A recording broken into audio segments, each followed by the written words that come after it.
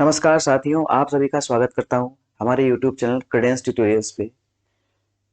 मेरे चैनल का नाम है क्रेडेंस ट्यूटोरियल्स।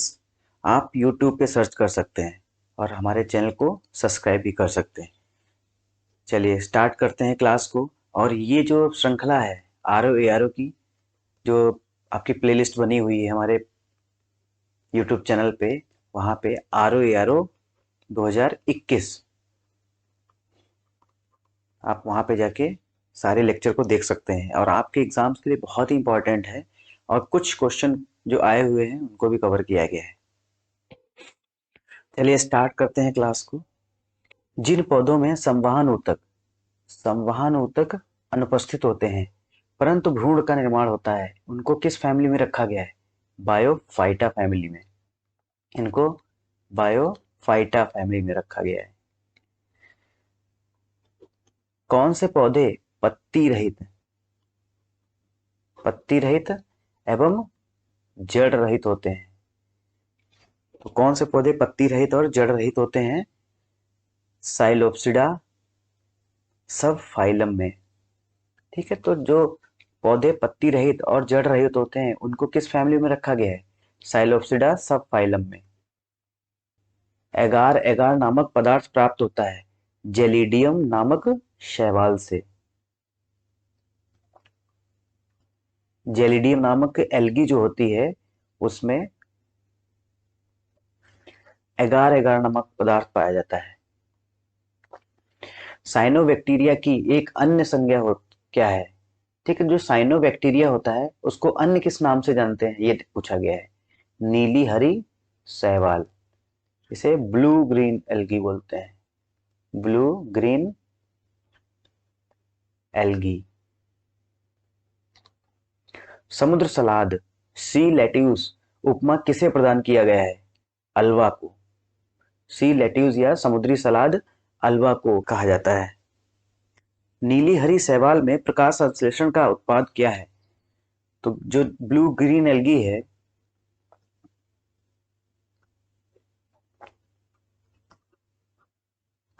इसमें प्रकाश संश्लेषण का उत्पाद क्या होता है? ग्लाइकोजन। फाइकोलॉजी में किसका अध्ययन किया जाता है? तो फाइकोलॉजी में शैवाल का अध्ययन किया जाता है, एल्गी का अध्ययन किया जाता है।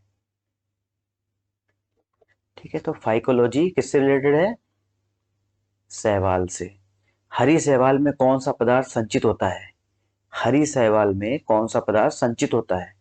स्टार्च या मंड। ठीक है, हरी शैवाल में स्टार्च संचित रहता है। नेक्स्ट पॉइंट बहुत ही इंपॉर्टेंट, वेरी वेरी इंपॉर्टेंट। निजर्मीकरण। निजर्मीकरण क्या है? स्टरलाइजेशन। स्टरलाइजेशन क्या होता है? किसी स्थान से जीवाणुओं को पूर्णतया समाप्त करने की प्रक्रिया को स्टरलाइजेशन कहते हैं। ठीक है, वहां पे जीवाणुओं को पूर्णतया खत्म कर दिया जाता है जिस एरिया में, उसे स्टरलाइज कर देते, बोलते हैं ये एरिया को स्टरलाइज कर दिया गया।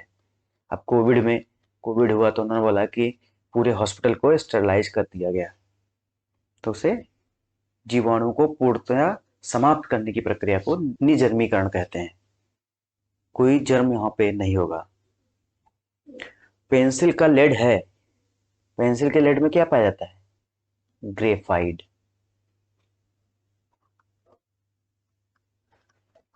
जो पेंसिल की लेड ग्रेफाइट से बनती है। जंग लगने पर लोहे का भार घटता है, बढ़ता है, कोई परिवर्तन नहीं, या इनमें से कोई नहीं, तो इसमें क्या होगा? बढ़ता है। जंग लगने पर लोहे का भार बढ़ जाता है क्योंकि उसमें वाटर मॉलिक्यूल्स भी पाए जाते हैं। ठीक है, H2O, तो उसमें वाटर मॉलिक्यूल्स होते हैं, रस्ट लगने पे तो वो उसका भार बढ़ जाता है। धब्बा रहित लोहे बनाने में लोहे के साथ प्रयुक्त होने वाली महत्वपूर्ण धातु है क्रोमियम। ठीक है, स्टेनलेस स्टील बोलते हैं इसे, स्टेनलेस स्टील। स्टेनलेस स्टील में आयरन के साथ क्रोमियम मिलाया जाता है। नेक्स्ट पॉइंट, स्टेनलेस स्टील मिश्र धातु है इसमें कौन सी मिश्र धातु कौन कौन सी धातुएं मिलाई जाती हैं? लोहा, क्रोमियम, मैग्नीज एवं कार्बन। नेक्स्ट क्वेश्चन देखते हैं, स्टील में कितना कार्बन होता है? कितना प्रतिशत कार्बन होता है? मैक्सिमम कितना हो सकता है? 2% तक, और 0.1 से 2% तक कार्बन होना चाहिए स्टील में। नहीं तो अगर ज्यादा मिला देंगे कार्बन कंटेंट तो वो ब्रिटल मटेरियल हो जाएगा, जिसे कास्ट आयरन। कार्बन उपस्थित होता है हीरा, ग्रेफाइट एवं कोयला में। ठीक है, उपर्युक्त तीनों क्रिस्टल में अगर क्वेश्चन के फॉर्म में होता है हीरा में, ग्रेफाइट में, कोयला में, लास्ट ऑप्शन होता उपर्युक्त तीनों क्रिस्टल में।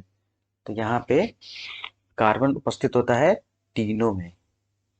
कांच पर उत्तीर्ण किया या खरोंचा जा सकता है किससे? हीरा से और हाइड्रोक्लोरिक अम्ल से, HCl से, और डायमंड से।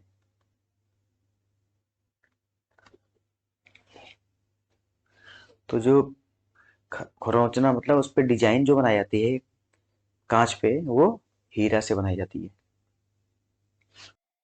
नेक्स्ट पॉइंट है, कोयले के किस खनिज में सबसे अधिक कार्बन मिलता है?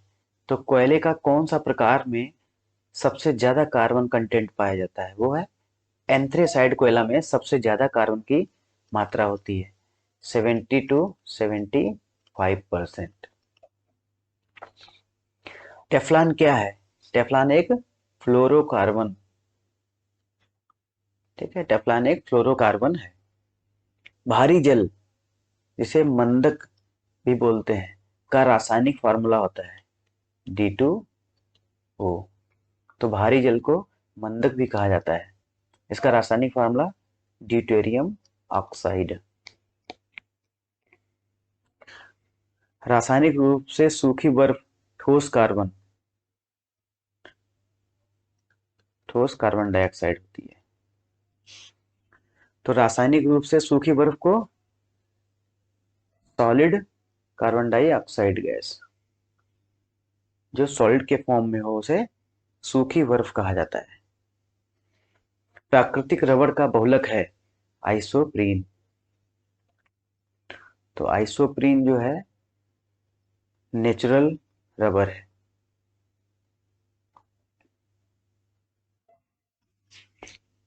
शक्कर के किण्वन से क्या बनता है? इथाइल एल्कोहल, जिसे सिरका बोलते हैं।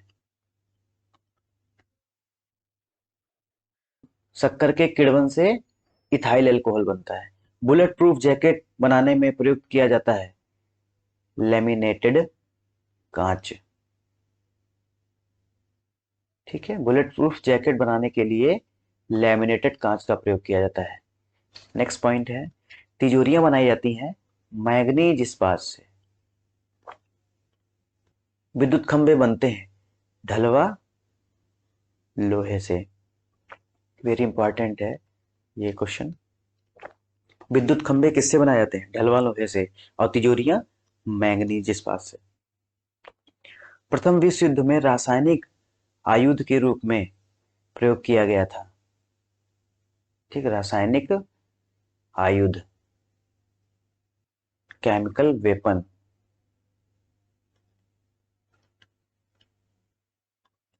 केमिकल वेपन के रूप में किसे यूज किया गया था? मस्टर्ड गैस को। तो फर्स्ट वर्ल्ड वार में केमिकल वेपन के रूप में मस्टर्ड गैस को यूज किया गया था। नेक्स्ट, किस उत्प्रेरक का उपयोग वनस्पति तेलों के हाइड्रोजनीकरण के लिए किया जाता है? निकिल का। तो निकिल उत्प्रेरक का काम करता है वनस्पति तेलों में हाइड्रोजनीकरण करने के लिए। सभी जैव यौगिक का अनिवार्य मूल तत्व है। तो सभी जैव यौगिकों में कार्बन पाया ही पाया जाता है। नेक्स्ट पॉइंट देखते हैं, ग्लोबल 500 पुरस्कार प्रदान किया जाता है पर्यावरण प्रतिरक्षा हेतु। तो ग्लोबल 500 पुरस्कार किस लिए दिया जाता है? पर्यावरण प्रतिरक्षा हेतु। भारत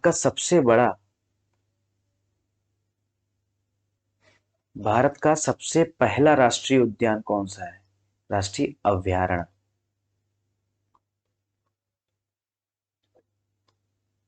सबसे पहला राष्ट्रीय अभयारण्य कौन सा है? Jim Corbett park. ठीक है, भारत का सबसे पहला राष्ट्रीय उद्यान जिम कॉर्बेट नेशनल पार्क है। ये कहाँ पे है? उत्तराखंड में, यूके में।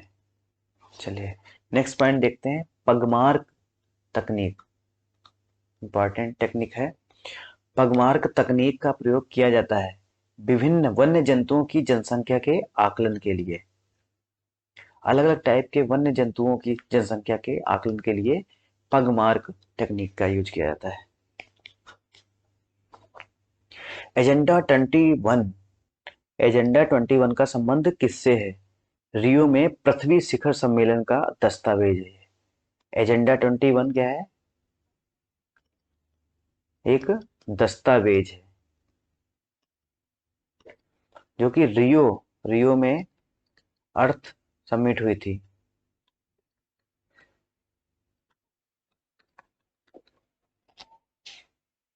उसका ये एजेंडा 21 दस्तावेज है। कहाँ पे हुआ था रियो समिट?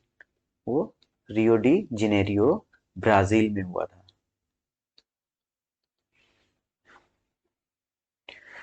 देश में वन्य जीव संरक्षण अधिनियम कब लागू हुआ है? 1972 में।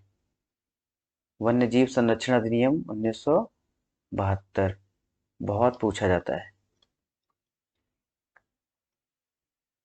नेक्स्ट पॉइंट, सूची 1 है और सूची 2 है। तो अगर इस टाइप में पूछ लिया जाए सूची 1 को सूची 2 से सुमेलित कीजिए, तो इसमें अपिको आंदोलन, अपिको आंदोलन किससे संबंधित है? पांडुरंग हेगड़े से। चिपको आंदोलन का संबंध चंडी प्रसाद भट्ट एवं एस.एल. बहुगुणा। ठीक है, चिपको आंदोलन उत्तराखंड में हुआ था और अपिको आंदोलन महाराष्ट्र में। ग्रीन बेल्ट आंदोलन बंगारी मथाई द्वारा चलाया गया था। ग्रीन बेल्ट आंदोलन बंगारी मथाई ने चलाया था। टिकाऊ विकास, टिकाऊ विकास सस्टेनेबल डेवलपमेंट, सस्टेनेबल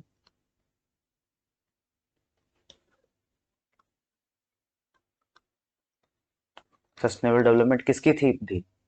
एजेंडा 21 की।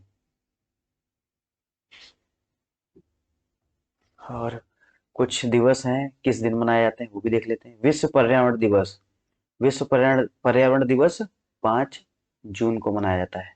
विश्व वानिकी दिवस 21 मार्च को मनाया जाता है।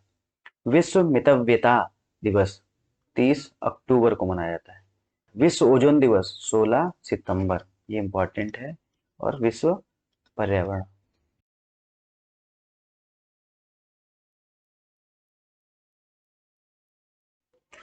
चलिए आज की क्लास को यहीं समाप्त करते हैं और आशा करते हैं कि आपको ये लेक्चर अच्छा लगा होगा। अगर अच्छा लगा है तो मेरे चैनल को सब्सक्राइब कीजिए, शेयर कीजिए और हमारे वीडियो को लाइक कीजिए। जय हिंद, जय भारत।